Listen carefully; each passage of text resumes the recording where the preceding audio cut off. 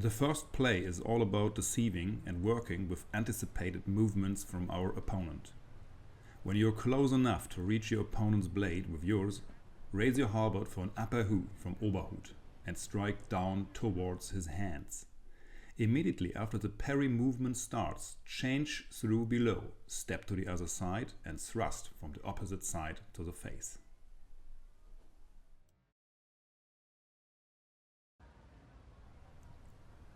The second play starts similar to the first one.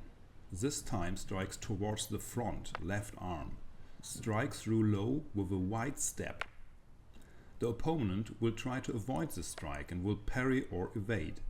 Either way, our low strike will give your opponent the opportunity to position his halberd with his point towards you and maybe even to thrust after. For this reason we strike upwards at the opponent's staff and take advantage of the weak position. After the same time, take a cross step to the side in order to thrust after from the other side.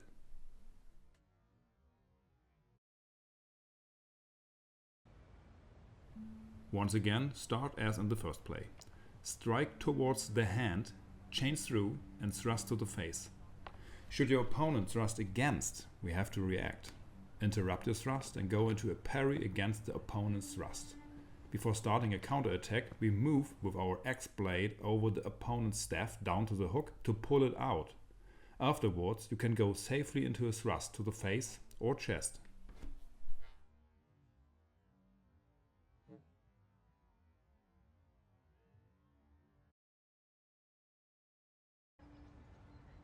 Now, in the fourth play, we get to a basic rule.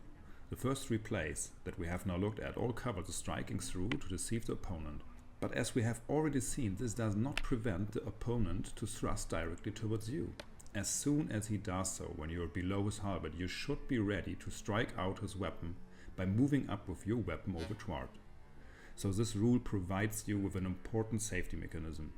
And yes, of course, after striking out upwards, you have the opportunity to finish your attack with a thrust.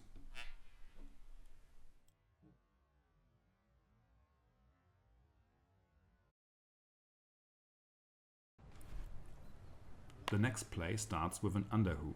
Again, the play begins after our blade reaches his. Move up into the upper guard, but this time turn the left hand on your halberd staff. With this grip, strike upwards from below, diagonally through the breast line. Should he thrust simultaneously, you would take out his thrust with this hu. Afterwards, dive back in from your right side and then strike again from the left with an upper hu powerfully into the opening.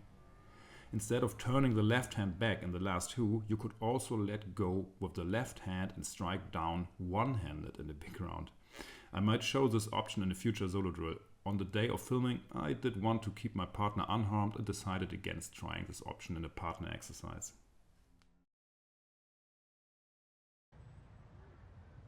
And the last play in this video, also starting with an underhu. And again the play begins once our blade reaches the opponent's blade. This time we push the opponent's blade aside and then directly go into a one-handed underhu. The trick here is to already pick up momentum when moving back into the left upper guard and at the same time lift your right hand up. The hand has to stay up high throughout the strike to prevent the halberd from touching the ground. After the hu has swung through, catch the staff for the final strike. It requires some practice until this rather unusual hu works, but let's be honest, it wouldn't be Meyer without some fancy techniques.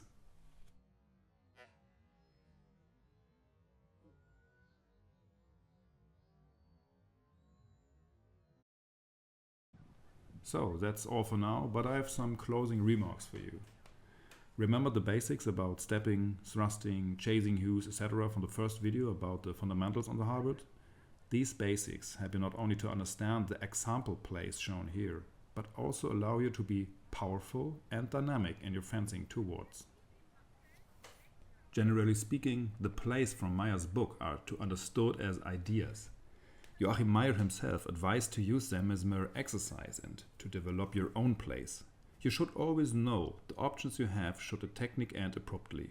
Joachim Meyers presents us a broad spectrum of techniques and plays, but ultimately it's up to you to choose those that fit you best. Everybody's different and that one universally superior technique does not exist. The key is to discover your personal strengths and make the most of those with the right strategies.